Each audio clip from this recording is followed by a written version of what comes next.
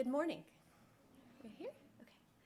The Humanities Enrichment Series and Student Life and Engagement are happy to host today's speaker, Bridget Huber.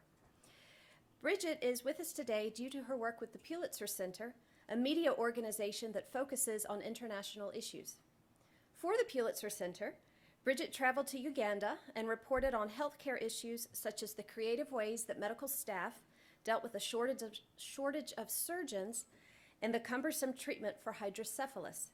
She will be speaking about her experiences in Uganda today. In addition to her work with the Pulitzer Center, Bridget's stories have been published and broadcast by major media outlets such as National Public Radio, the New York Times, and the Associated Press. You can read Bridget's articles at pulitzercenter.org and bridgethuber.info. We are thrilled to have Bridget with us today. But first, Rebecca Kaplan is here to tell us a little bit more about the Pulitzer Center. Good morning, everyone. Thank you, Catherine, for that warm welcome. And thank you to everyone here at Forsyth Tech for the awesome welcome we've gotten over the last 2 days. We really appreciate how welcoming you all are. We've been very excited to be here, and I'm very happy that we are welcoming you all into the Pulitzer Center Campus Consortium family. And which means we will be coming to Forsyth Tech for regular visits. Is going to be doing reporting in an international destination somewhere in the next year. So that's right, we have these really awesome student reporting fellowship. And so sometime in the early winter, you'll submit a proposal, and it's just a short little 250-word proposal about where you want to go, what you want to do, and why it's important, along with a resume, some letters of recommendation, and a budget. And then the winning student will actually go do that reporting. So you will get to go travel somewhere, just like our journalists, and we treat you just like one of our journalists, and you get to actually do the reporting, and that reporting gets published on our website, and then we will work with you to see if maybe we could get another outlet to publish it. So we've had students published in outlets like Global Health Now with, and Johns Hopkins Global Health Magazine, and all sorts of other places. So does anyone think that sounds like a fun thing? Think that that might be something they want to apply for? I was going to say, I see some faculty. You guys don't count. Students only. So yeah, while you're listening to Bridget talk, I want you to be thinking about, she'll talk sort of some about where her ideas come from, right? How she got the idea to do this, and the actual, how she did some of the reporting. I want you guys to be thinking about that, because that can help you start your thinking about what you want to do in your possible proposal. So thank you again, everyone, and I will let Bridget come on up here, and hopefully all of our technology will work. Great, thank you.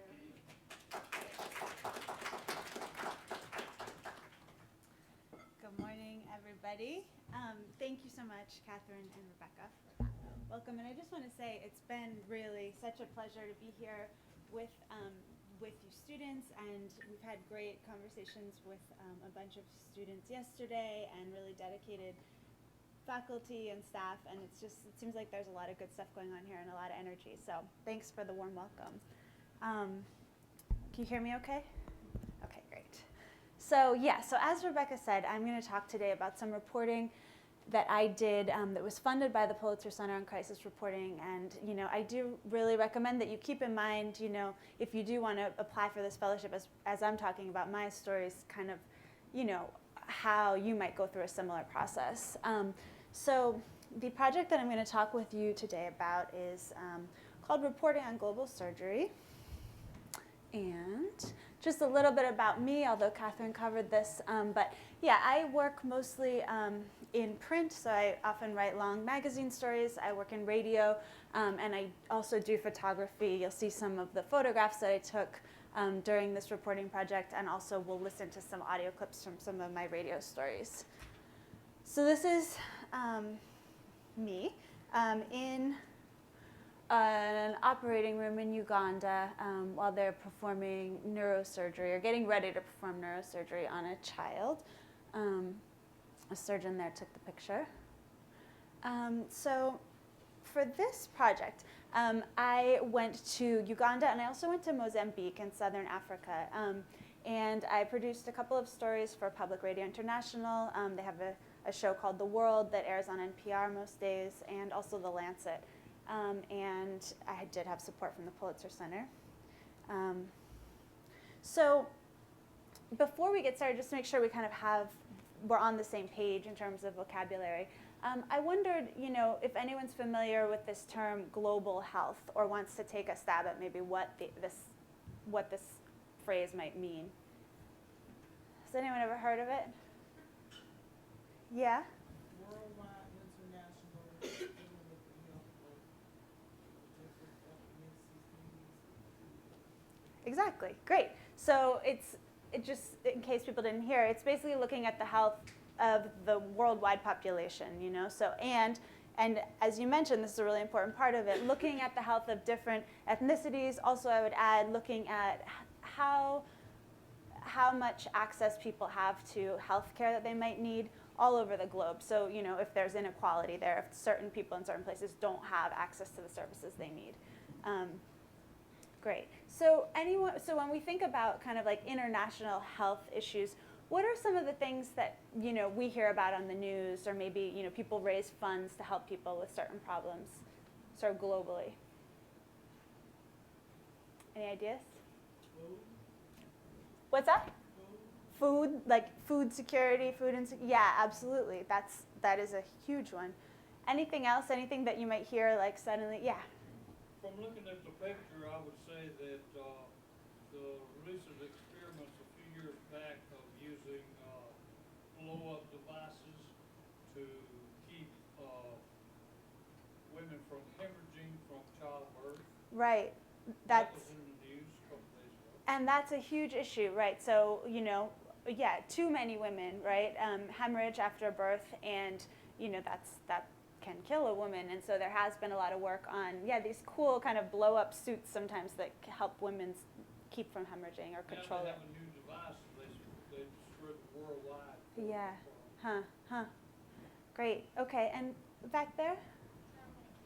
Medications. Yeah. Like for what kinds of conditions? Like what comes to mind? Cancer. Yeah. Great. Okay. And then also, one of the things that especially we see when we do think about like international or global health is infectious disease. So things like Zika, right? Or Ebola, HIV/AIDS, malaria, things like that too. Okay. I can come in on that too. Please do. Just in the news, they just sent a bunch of Air Force C-130s to spray insecticide to prevent Zika and other types of mosquito-borne diseases in Houston, Texas. That would make sense. Right. Okay. So those are, yes, exactly the kind of thing that we're talking about. So my question in this reporting project is kind of where does surgery fit into this? And just to give you a little bit of background, so the way that I found this story was I was following some global health doctors and activists on Twitter, and one of them started to tweet a lot about the fact that we talk a lot about vaccines. We can talk about the need to spray when there's been a flood or something and there may be a mosquito outbreak. But often surgery, which treats a number of different conditions, isn't really talked about in terms of a global health priority. But it's actually really important. And if you look at the number of people who die or are disabled because they lack access to surgical care, those numbers really do. They're right up there with the number of people who die or are disabled because of TB, malaria, and HIV/AIDS. So there's a group of international doctors who are kind of working to get this more onto the global health agenda. And so that's sort of how I got into this story. And just one statistic here is that about 5 billion people, right? So the overwhelming majority of people on the planet lack access to safe and affordable surgery and anesthesia care. And here nobody needs to put their hand up if they don't want to, but just think for a minute about if you've had surgery, or maybe you were born by C-section, or maybe a loved one had surgery at a certain time. And it's something that really touches many of us, and saves a lot of our lives. We kind of take it for granted. We're lucky to be able to take it for granted. So, So the first place I went for this trip was to Mozambique. And I was really interested because I found that, there is this lack of access to surgical care, but that doesn't mean that people aren't doing surgery. However, they're not necessarily the people that we would expect to be doing it. I'm going to talk to you a little bit about the situation in Mozambique, and then we'll talk a bit about Uganda. Okay, so Mozambique has 26 million people and 20 surgeons.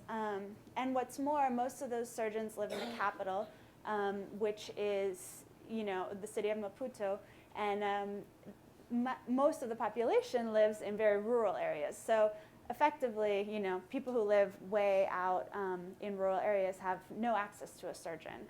There's one pediatric surgeon in the whole country, and I met her a couple years ago, and you want to just put a bubble around her or something and protect her, because if something happens to her, that's a huge loss for the entire country, and all the kids who might need, her care. So why does Mozambique have only 20 surgeons for 26 million people? It's complicated, but part of the reason is that Mozambique was a Portuguese colony until 1975, and when it gained independence, many of the doctors left. They were affiliated with the colonial regime, and they left. So the medical system was in shambles. Then there was a long and difficult civil war, which harmed the medical system even more. There are issues of poverty, of course, and there are also issues of something called brain drain, which is a phenomenon that happens here in the US too, but it's basically where a country will put a lot of resources into training doctors, and then the doctors will either, and this happens with nurses too, doctors and nurses are often then hired to other countries where they can make more money, they may have access to more opportunities. So even when countries make, the investment in training health professionals, they don't necessarily retain them. And then and this happens in the US, certainly rural areas of the US have a hard time holding on to doctors, nurses, nurse practitioners too. So in Mozambique, if the surgeons that were trained didn't decide to go work in another country, many of them did decide to just stay and live in the city, not go work in more rural areas. So Mozambique found an innovative way to fill that gap. And these are two of the people who are working to fill the gap, Nilza Munambo and Victor Mutikile. And they are frontline health workers. So they're not surgeons, they are surgical technicians. And they do about 90% of the surgery in rural areas in Mozambique. Let's see. This is where they work, the Chokwe Rural Hospital. It's about 150 miles from Maputo. And this is Nilza. She's, anyone have a guess as to what she's doing right there in that picture? Listening to a heartbeat? Yeah, fetal heartbeat. She's using this kind of cool wooden instrument to listen to the heartbeat. That's a young woman there. You can tell she's pretty young. She was, one of the risk factors for her pregnancy was that she was quite young, so they were just giving her some extra care. So Nilza is 27 in this picture. She does basically what an OB/GYN would do. She runs the maternity ward at this hospital. And when I met her, she'd been doing it for about 4 years. She went to high school, and then after high school trained for 4 years, and then was sent to work at this hospital and run the maternity ward. So, it's definitely a much shorter training period than a doctor or a surgeon would have.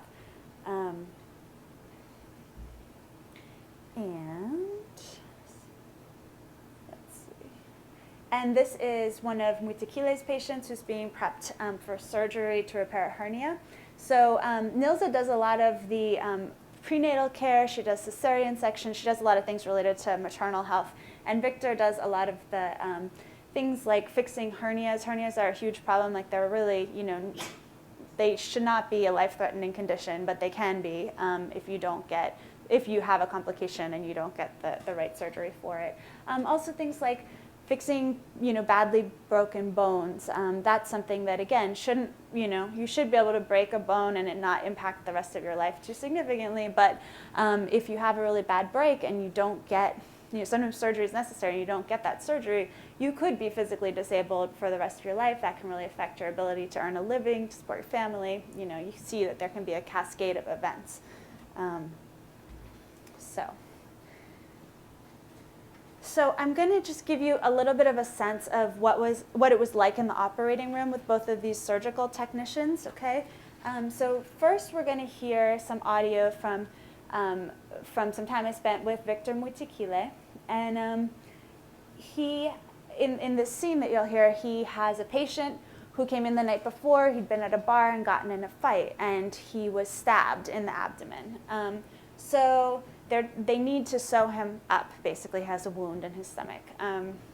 Now, the man is still full of adrenaline. He's pretty agitated. He's definitely not happy to be there. So they're having trouble kind of keeping him calm. And then you'll hear at a certain point the audio switches, and we hear Nilza Munambo, and she's going to be delivering a baby via C-section.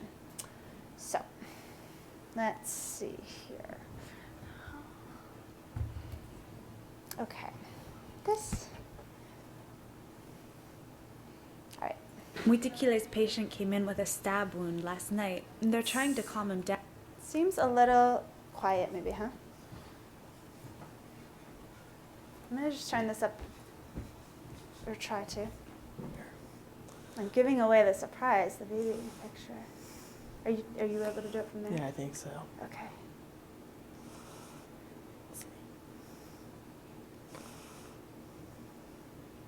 Should we try it? Muitikile's patient came in with a stab wound last night, and they're trying to calm him down so they can close it up. Muitikile says there's no electricity. The hospital recently got a generator, but it's not working yet. It's not dark exactly, but pretty dim, so they send someone to find a light. A few minutes later, she comes back with one. Sort of. It's a dinky little Nokia cell phone. Muitikile and the nurse roll their eyes. Pobreza absoluta aqui. Absolute poverty, they say. And that's the thing. Mozambique is one of the poorest countries in the world, and Munambo and Muitikile are up against a lot of material difficulties that have nothing to do with their training. X-rays come back too dark to read, scrubs are in short supply because they're washed by hand. And being a surgical technician takes a personal toll too. Muitikile left his family behind in the capital, Maputo, and he only sees them a couple of times a month. But, sitting in his office, in the dark, he says it's worth it. Consigo, no meu dia a dia de... The next morning, Nilza Munambo prepares to do another C-section. The procedure had to be delayed because of the power outages. Now, the woman is in labor, and she clenches her toes with each contraction. The woman already has 2 kids and has decided this one will be her last. Munambo will sterilize her after she delivers the baby. Munambo makes a cut into her abdomen. First, there's a layer of fat, then a smooth purplish layer of muscle, the uterine wall. Sooner than I'm expecting, Munambo sticks in her hand and in one motion pulls out a slippery little human being. Not even a cry, Munambo says. A nurse grabs the newborn and hustles her out. Okay, so that's just a little taste of kind of one of the stories that came out of this. So you can see in this picture, that is the dinky little phone that they're sewing up this stab wound. They're using its light to see as they sew it up. So, so people do face a lot of constraints there, and even when the individuals do a really good job, there are a lot of things out of their control that make their work very difficult, material things. And this is that baby that Nilza delivered. And I will say that there's been a push in the last several years to kind of measure the outcomes. So like how well do these surgical technicians do compared to surgeons, fully trained surgeons in the country.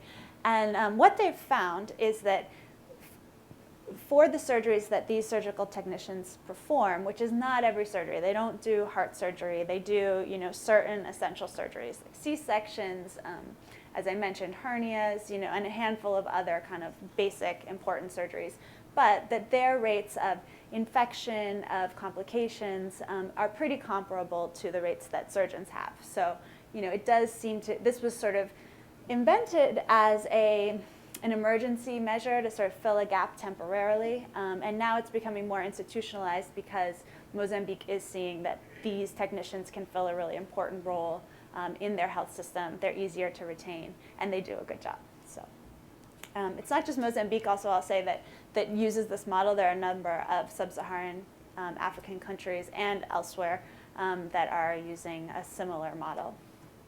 Okay. So next, we do go to Uganda. And in Uganda, I was in a place that does a very different kind of surgery. They do pediatric neurosurgery. This sort of surgery that we're going to learn about probably is not available at all in Mozambique. And the two people who you're going to hear when we listen to the audio clip are Benjamin Whorf.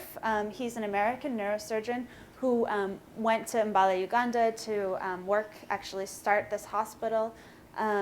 He spent several years there working, and now he teaches at Harvard and works at Boston Children's Hospital. And John Mugamba, who took over when he left. He's a Ugandan neurosurgeon. He worked as the medical director at this hospital for years, and now he's in Zambia doing neurosurgery there.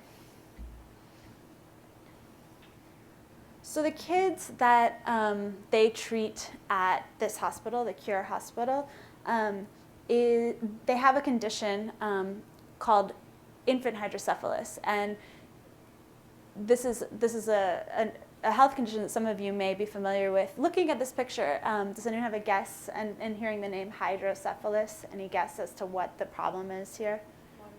Water on the brain, right, exactly. Okay, so a couple of things can cause this issue. It doesn't just happen in Uganda, it happens here.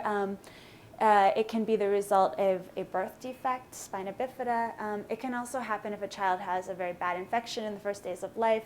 They end up with a lot of scar tissue in their brain. But the basic problem is that our brains are suspended in fluid.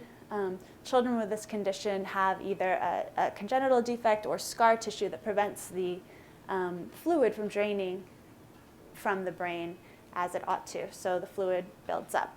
This is a really big problem. It's fatal. Most kids who have it and it goes untreated will die in pain by the age of 2. Probably about 250,000 kids in sub-Saharan Africa go without treatment each year for this condition. So it's a serious problem.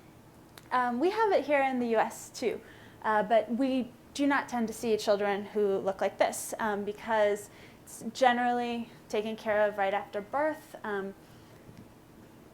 Tubes are basically inserted into the brain, or at least into the skull. They drain some of that fluid so that people can, their brain does not swell like that. And they can live pretty much normal lives. I mean, having a shunt can definitely be a problem. They often get infected, that's a medical emergency, but you can, it's not a fatal condition if you're treated in that way. But yeah, so let's see. So basically, the gist of this story is that Whorf was here in this hospital, and he started to see so many kids coming through with this condition. And he started to think about the treatment that he was able to offer, which was this shunt, the tubes. He started to realize that this probably maybe was causing more harm than good, because if these kids had their shunts fail or get infected, many of them lived hours and hours and hours away from the nearest hospital. Maybe he was setting them up to, have a lot of health complications. If they couldn't get treatment for an infected shunt or a failed shunt, they would die. So he started to think about how to find a better way, basically, to treat this condition. And we'll hear a little bit about that. We'll hear about the procedure in an audio clip. So the baby that we're going to hear is Kasolo Majid, and he's here right before his surgery with his mom. Okay. In the operating room at the Cure Children's Hospital, Kasolo Majid is about to go under. He's 2.5 months old. The anesthetist puts a mask on his face. Neurosurgeon John Mugamba goes over the chart.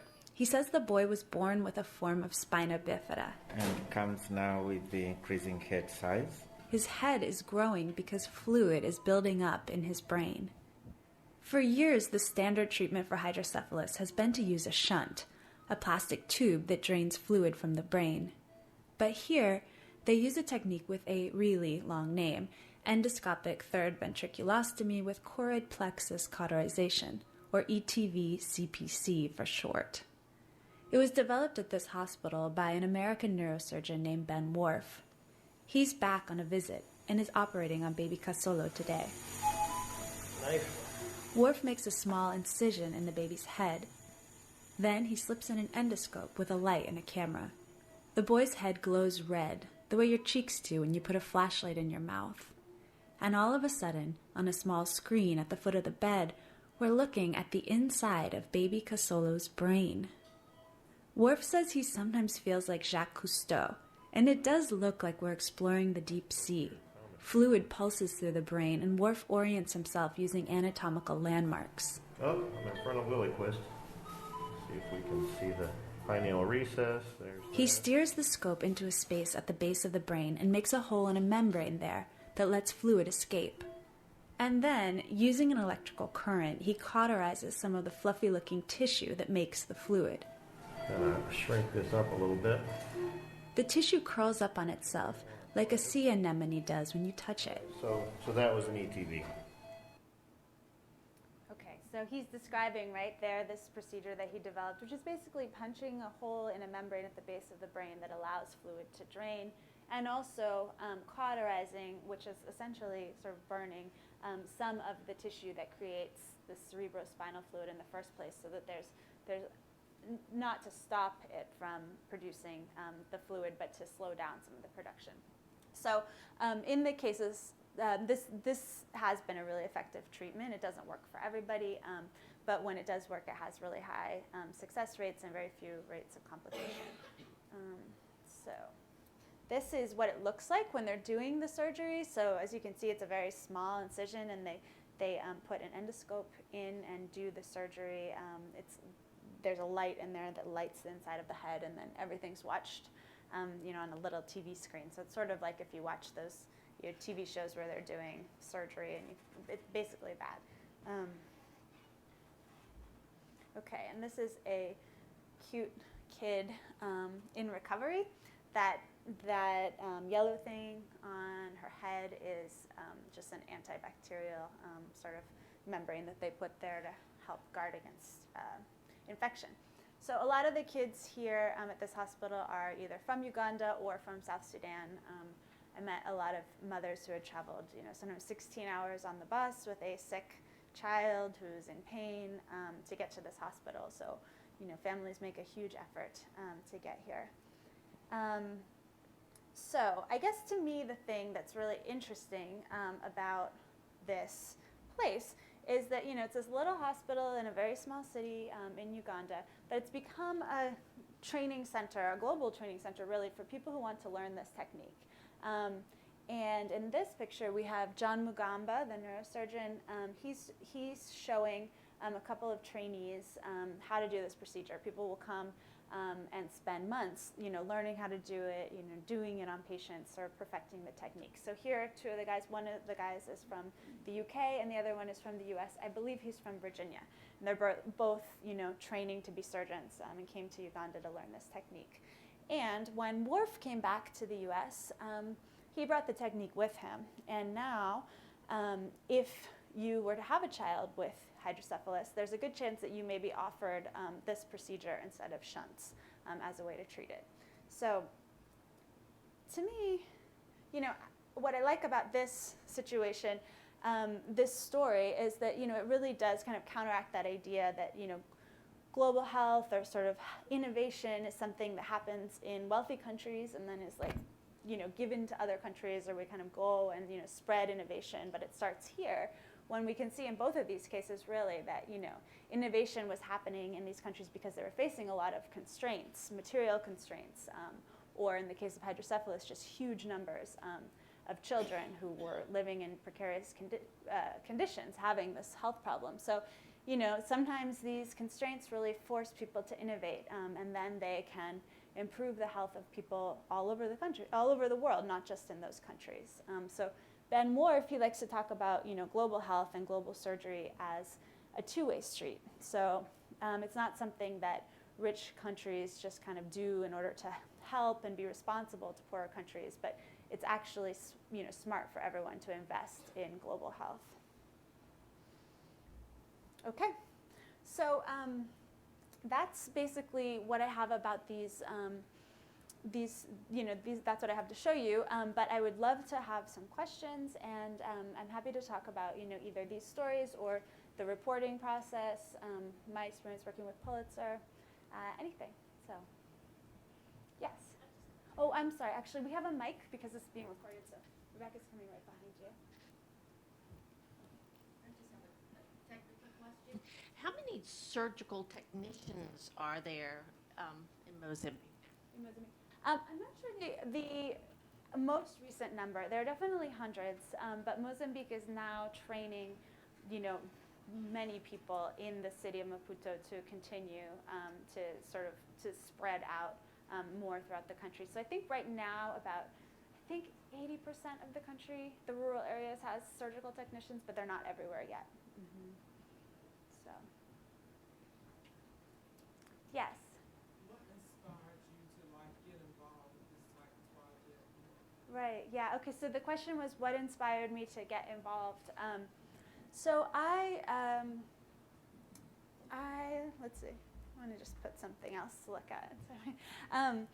I am interested in public health and global health.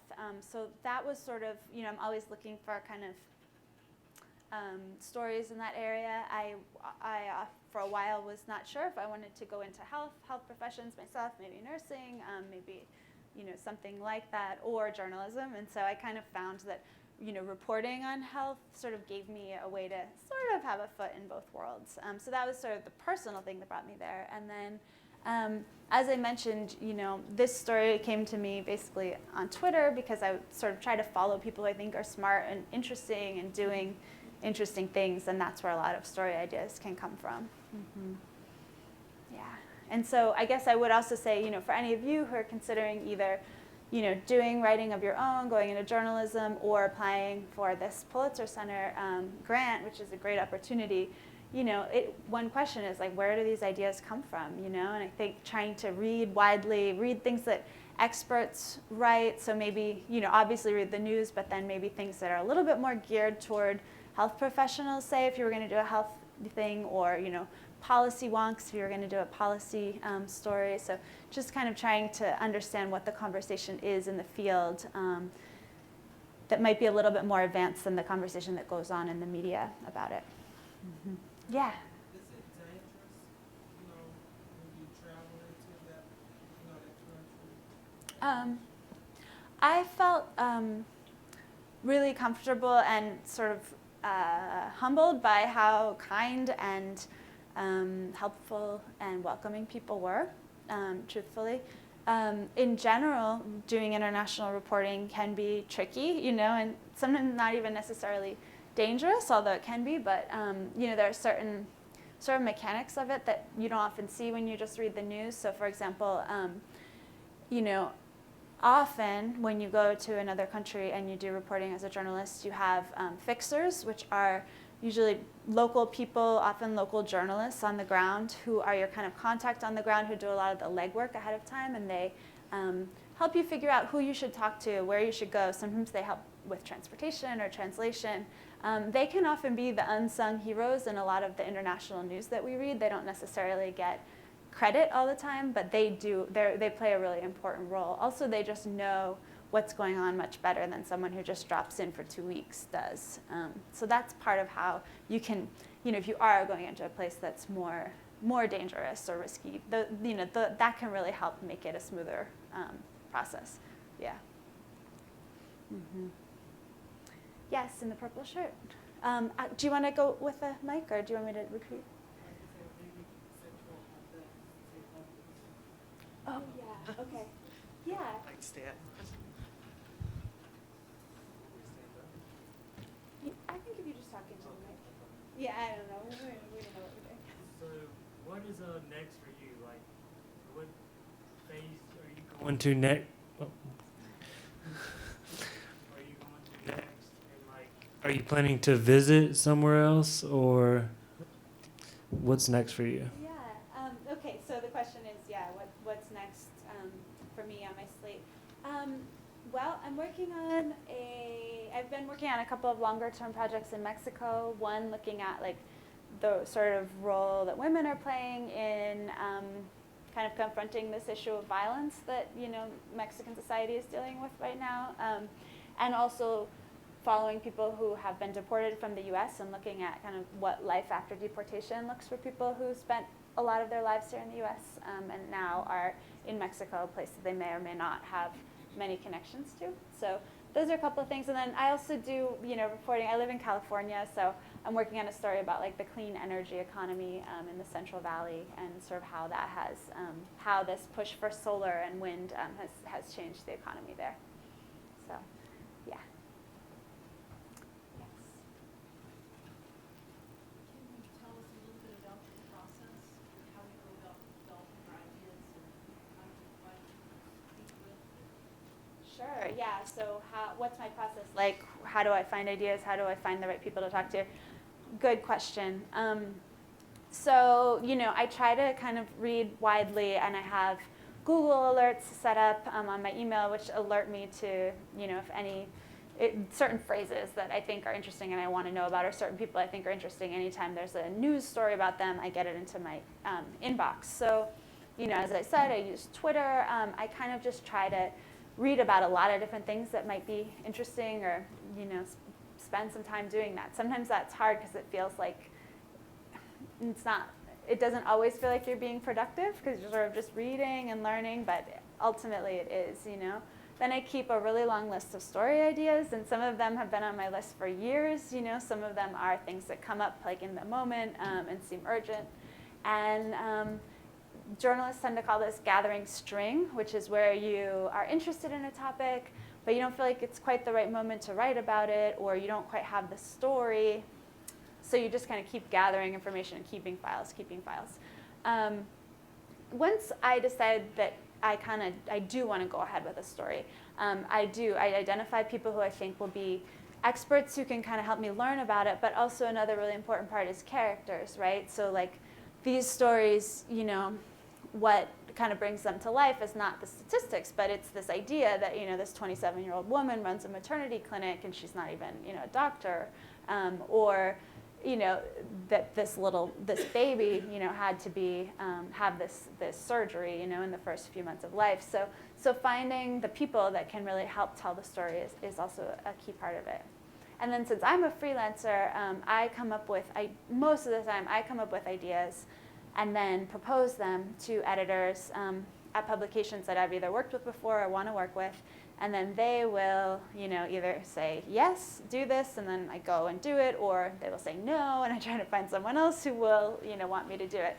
And that's really similar to what anyone who will apply for this Pulitzer Center grant will do, because you're going to write this very short, kind of painfully short proposal, basically saying what you want to do, why it's important, where you're going to go, and then a little budget. But it's the same idea. It's, you don't go report the whole thing. You just kind of give a little bit of a tease about it and just convince them that it's worth doing. Yeah.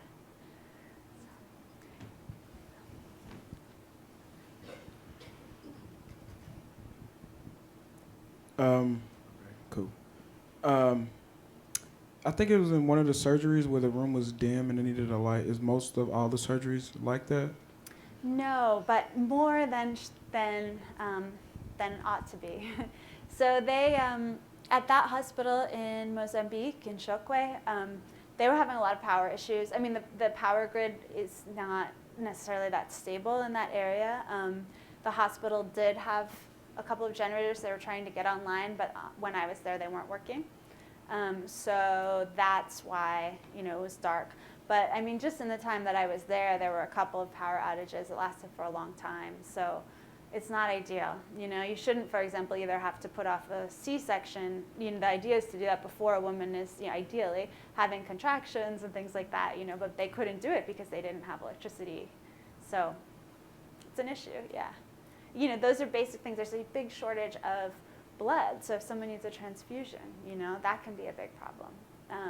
You need compressed oxygen for anesthesia in many cases. That can be a big problem. And so there are some really cool things going on in sub-Saharan Africa trying to develop appropriate technologies, that take into account the fact that the power supply is not reliable.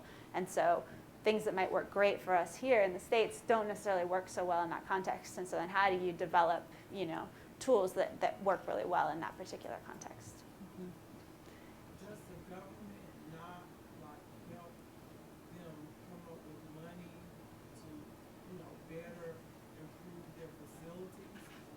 How does that work? Right. So the question is does the government not help people, help the medical system basically, have better facilities? And many of these governments don't have, a lot of money in comparison to what we have, obviously. And also there is a push among people who are involved in global health financing to try to get governments to dedicate more of their budget to exactly that, to the health system. That even in countries that don't necessarily have a huge budget, that they could be dedicating a larger proportion of their funds to the health system. And globally, there's also this kind of push to, when donors, give money, and donor countries give money to countries for medical issues and health issues, that that there should be an effort to really strengthen the whole health system and not do kind of Band-Aid measures, things that may be really urgent for a couple of years, but don't necessarily build the health system in the long term. In that same vein, could you talk a little bit about the cultural traditions of medicine versus the modern medicine? Where do they go to the hospital because they feel like they need to go, or is it a last resort? Sure, yeah, great. And thanks for bringing that up, because I think that's an important question, and I'll get you right after this. So a few observations that I had. One of the issues was certainly that many people rely on traditional medicine or faith healing as their sort of first option when they're having a health problem. So what can happen in those cases is that someone may have a problem. I think one of the babies that we saw, the one who had the very swollen head, so he got sick when he was a pretty new baby. And his parents took him to church, and they did a lot of prayer, over the baby, and they tried to sort of heal him that way. It didn't work, obviously, and so then they decided to, go to the doctor and start to try to figure out what was going on. That delay is not a good thing, and so in Mozambique, Nilza told me that, this delay can be a big problem for her too. Many of the women have to ask their mother-in-laws often for permission to go to the doctor. Often the mother-in-laws are, more traditional and want them to try, some sort of traditional healing first. So again, you introduce this delay in getting care, which can be a big problem. Another observation in Mozambique is Mozambique, the city that I was in, is not far from South Africa. South Africa has a really strong mining industry. Many of the men in Xokwe, Mozambique, work most of the year in South Africa in the mines. And they only get to come home twice a year, and that's usually Easter and Christmas. And so 2 times a year, this hospital has a baby boom. And they, have women, they have so many women in there to give birth that women have to take turns using the beds, so whoever's closest to giving birth, gets it, and then they kind of give it up to another woman, and then they keep switching. It's really, people make do with the situations that they have. It's something we don't think about, the way that these larger economic questions or, questions about what people have to do to survive, affect the health system. And another thing in Uganda that I think was pretty eye-opening to me was I met a couple of moms whose kids had this condition, hydrocephalus, and it had caused a lot of problems for them with their husbands or partners. Their partners blamed them for ruining their children, in quotes. And there's this myth that taking the birth control pill, causes birth defects, including hydrocephalus, which is not true. But it's been a hard a hard myth to counteract. And there's also, there's a lot of anti-birth control messages that come out of, certain religious organizations that are active in Uganda too. So it can be really difficult.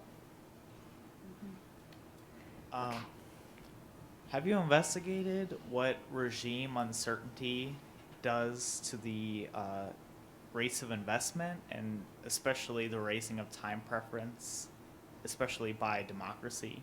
Have you investigated anything like that? Tell me a little bit more about what you... Well, regime uncertainty is just, intuitive. It's where when there's an unstable regime, various companies and individuals won't want to invest. Right. Because, the next year a new regime might come in and just take their property or whatever. And then time preference is wanting, if you have a high time preference, you want more present goods at the expense of more future goods. So if you don't invest as much, you can have more consumption now, but you'll have a lower income and a lower standard of living later. So. Okay, well, clearly no, I haven't investigated it, but I mean, that sounds like, an important dynamic to look at, right? And, I think there are just a lot of challenges in working and providing healthcare in unstable political situations, and there are some groups that are doing some really brave work there, but it's even more difficult, than a country that may be impoverished, but at least relatively stable. So. All right.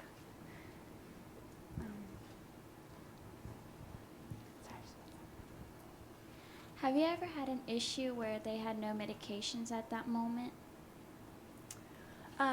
Let's see. I did not have that issue, and I would say that in Uganda, this particular hospital, it's funded by a charity, and it's pretty well resourced. In Mozambique, I know that is certainly an issue. For example, when people need anesthesia, ideally they would, one of the drugs you can use is called ketamine. It's not ideal, and it can cause convulsions. And so one of the doctors that I met, who was actually a surgeon who trained, an American surgeon who was doing some training up at Shokwe, told me that he had to amputate someone's leg while they were, after they'd been given ketamine, and the man was actually convulsing while he was trying to amputate his leg. So, that's an example of just not having the right drugs for people necessarily, and the complications it can cause. Rebecca, I think we have one right here. Oh, sorry.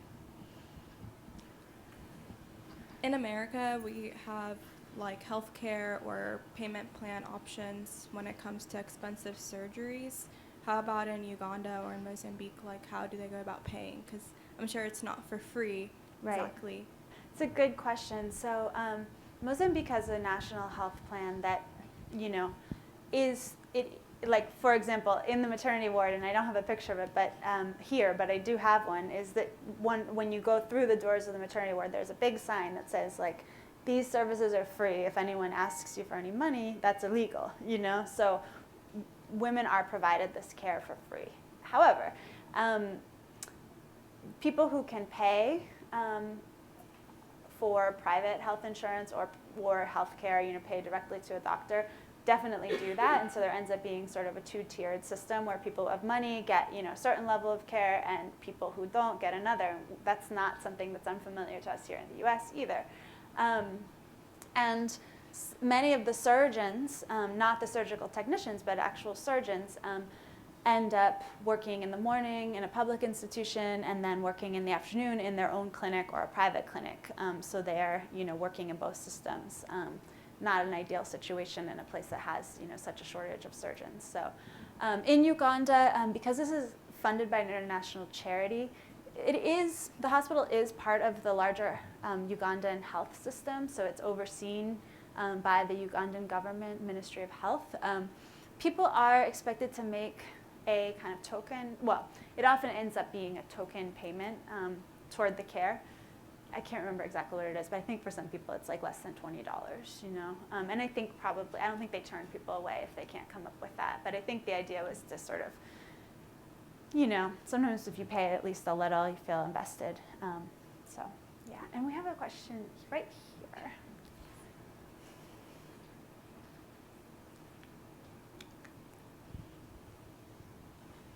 I just wanted to know, how long do you research on a topic and the country before you actually cover the story there? Good question. It can depend. I guess it depends a bit from story to story. Definitely weeks, if not months. So yeah, it depends on how involved the story is, kind of how much I need to learn about it, how much planning goes into it. But I think that this story I proposed, like, I'd spend maybe a month having conversations with people and kind of thinking things through, coming up with places I might want to visit as sort of case studies. And then I proposed the project to the Pulitzer Center. Took a few weeks to hear back from them. Then it took some weeks to plan everything, And then even after you're in the field, you gather tons of material. And you realize you still have a lot of other questions, so you then you have to do kind of another round of research and interviewing. So it can be quite a long process. So, yeah.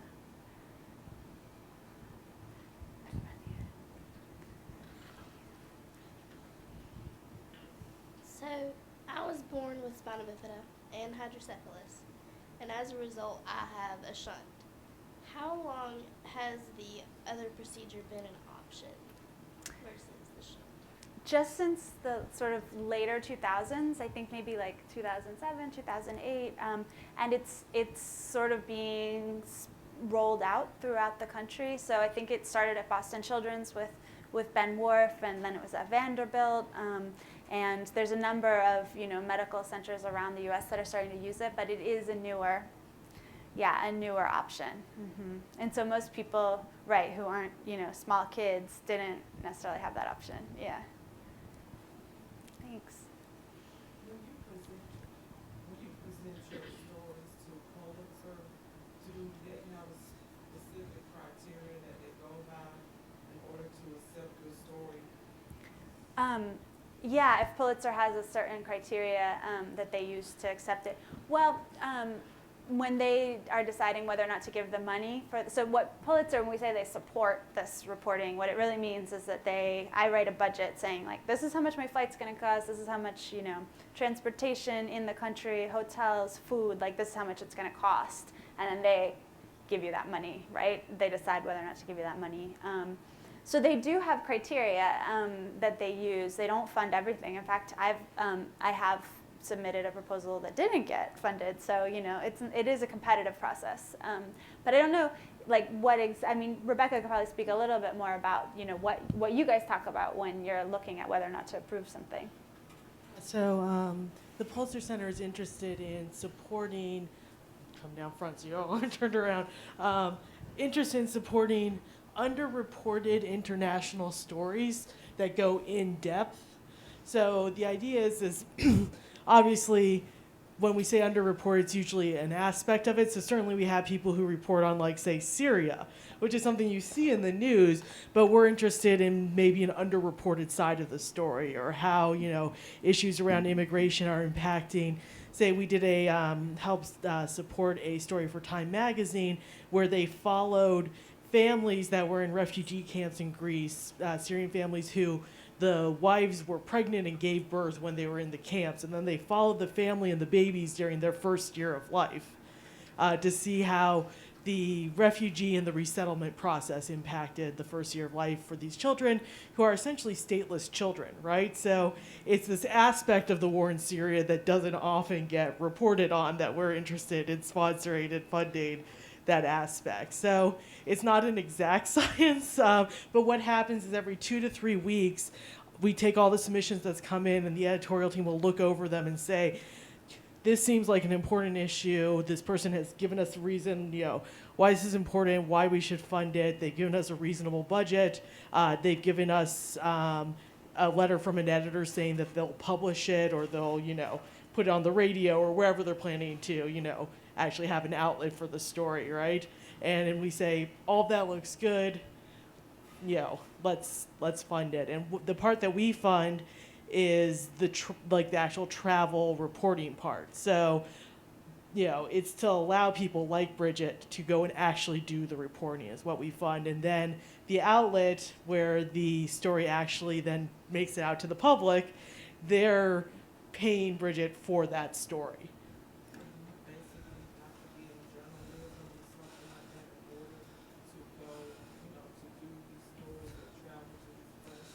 So we work with people who have journalism experience, but we certainly have people who are scientists but have published before in, as journalists in non-academic sources, or academics, or various lay people. We have people who don't have international experience necessarily who might get a grant. So maybe they've just been doing beat reporting for their local paper, but they come up with a interesting international angle to report on. So, again, there's no sort of hard and fast rule about it. But what's great for students here is you have this opportunity as a student who doesn't necessarily have journalism experience, right, to get in on this process as a student reporting fellow. So we aren't looking, when you're applying for a student reporting fellow, you don't have to be a journalism student or a communications student. Like, you could be studying anything, right? And if yours is the proposal that makes sense and the budget that makes sense, that's that's good with us. Like that aspect of it's for the student reporting fellows of it has to be a journalism student, that doesn't exist. So you don't have to worry about that when it comes to the student reporting fellow side of it. But from that point, you are treated very much like our grantees in terms of then you are off to do your reporting, right? And we help you. You'll have a mentor. You'll have one of our grantees who works in that area, either the topic area or the geographical area. So you're not on your own, but we are not physically in the field with you. You are on your own in the field. Yeah. So.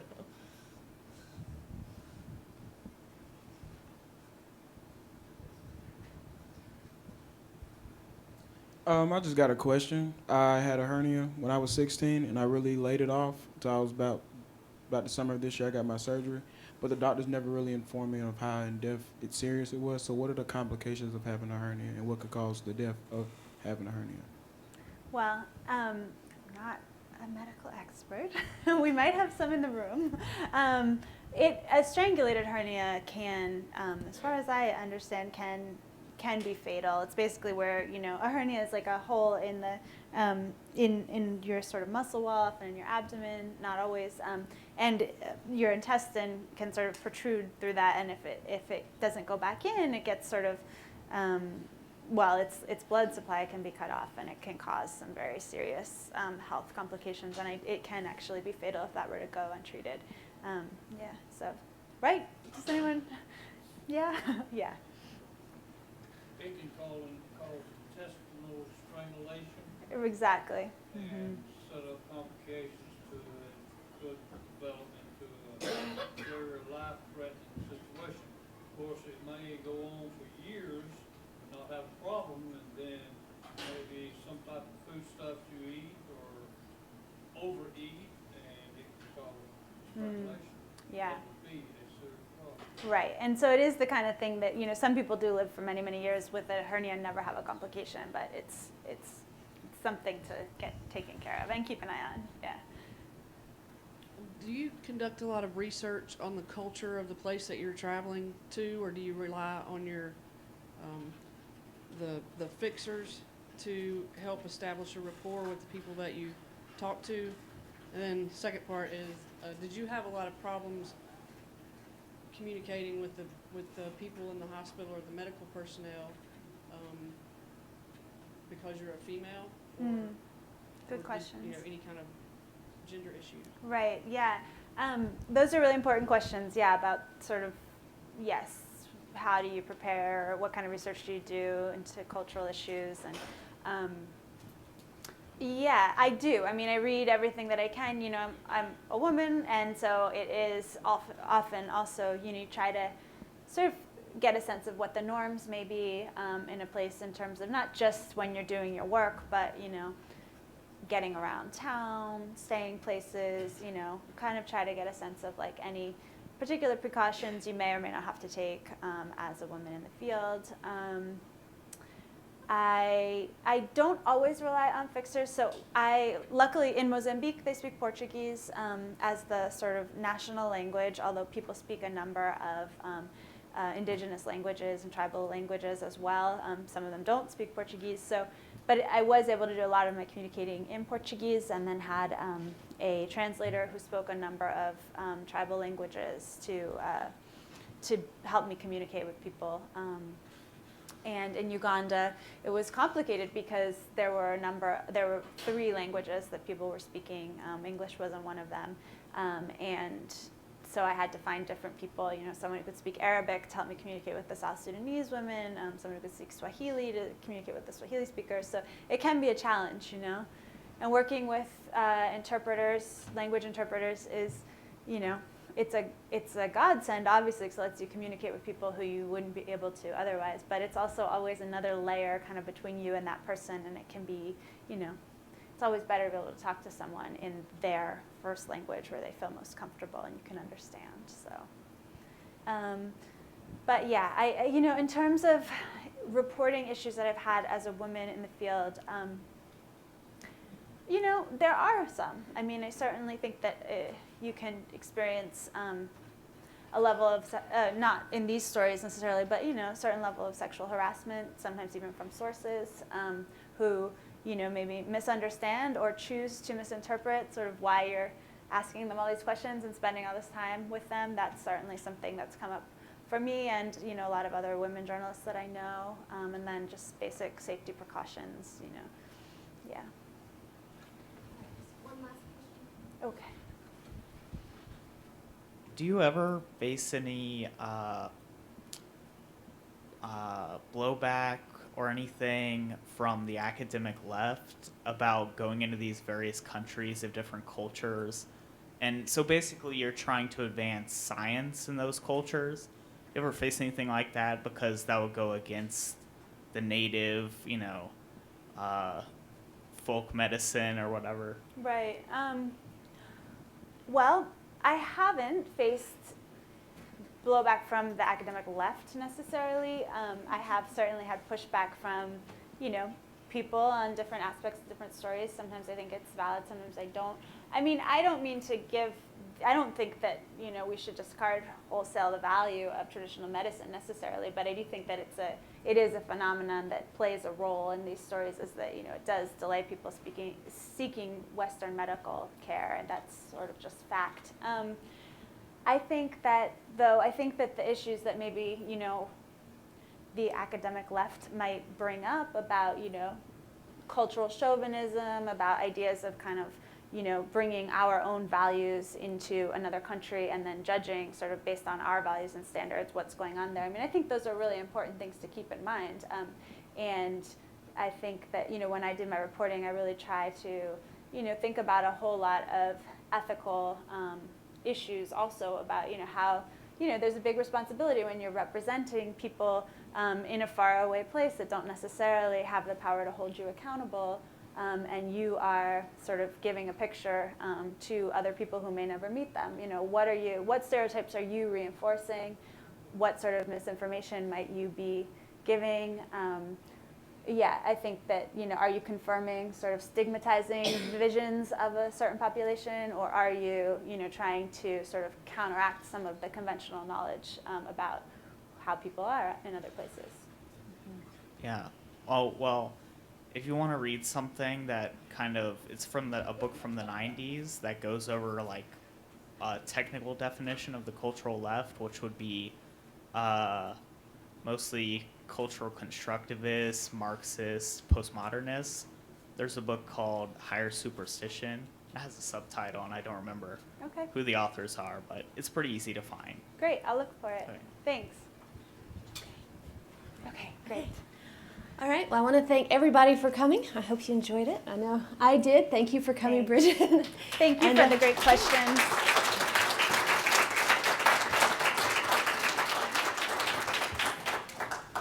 Thank you, everyone, for having us, and keep an eye out. Your instructors will be giving you information about the Student Reporting Fellowship. So if that's something that interests you, and you can always go to pulitzercenter.org. Every single piece of reporting we funded is on that website. So if you need to look for global news, that's a great place to do it for one of your classes, I'm glad. Okay, or good. more Thank you info so about much. the fellowship. Thanks. Could I ask you Hey, something yeah. else? Let me just turn this off. Thank you. Thanks. Take care.